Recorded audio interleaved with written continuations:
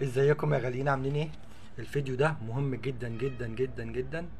هنتكلم فيه على حاجه كده صغنططه بالنسبه للكوره واللي بيحصل اليومين دول. ومهم للزملكاويه جدا قبل الاهلاويه. ليه بقى؟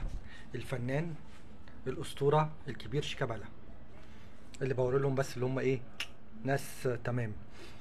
يعني اليوم اللي حط فيه، هي جايه متاخره شويه، ميسي بينه وبين زيزو، الصورة اللي بينه وبين زيزو، الأخ شيكابالا صدفة يعني، ما تتوقعش صدفة حط الصورة بتاعته هو لما بياخد التيشيرت من كابتن الكبير نورالدينهو أيام ماتش الود بتاع النصر والزمالك.